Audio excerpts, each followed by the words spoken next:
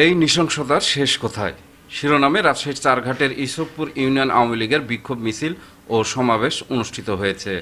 শুক্রবার বিকেলে রাজশাহীর বাঘা উপজেলা আওয়ামী লীগের বিপ্লবী সাধারণ সম্পাদক আশরাফুল ইসলাম বাবুল হত্যাকারীদের বিচারের দাবিতে চারঘাট ইসবপুর ইউনিয়ন আওয়ামী লীগের আয়োজনে এ বিক্ষোভ মিছিল ও সমাবেশ অনুষ্ঠিত হয়।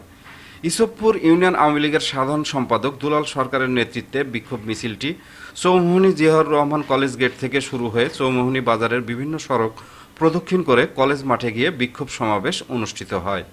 বিক্ষোভ সমাবেশে ইসবপুর ইউনিয়ন কৃষক লীগের সভাপতি আকসেদ আলীর সভাপতিত্বে বক্তব্য রাখেন ইসবপুর ইউনিয়ন আওয়ামী লীগের বিপ্লবী সাধারণ সম্পাদক দুলাল সরকার, ইসবপুর ইউনিয়ন ছাত্রলীগের সভাপতি সাব্বির, সাবেক যুগ্ম আহ্বায়ক সবুজ, স্বেচ্ছাসেবক লীগ সভাপতি মিলন ও বিশিষ্ট ব্যবসায়ী মাজদার সরকার সহ স্থানীয় আওয়ামী লীগের অঙ্গ সহযোগী সংগঠনের নেতৃবৃন্দ।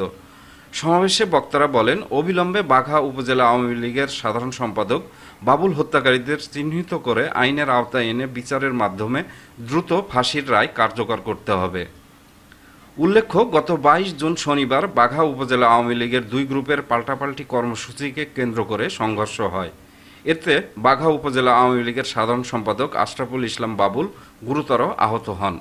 পরে তাকে রাজশাহী মেডিকেল কলেজ হাসপাতালে ভর্তি করা হলে 26শে জুন বুধবার বিকেলে চিকিৎসাধীন অবস্থায় মৃত্যুবরণ করেন। সেলিম উদ্দিন, ডেস্ক রিপোর্ট, নবরূপ টিভি।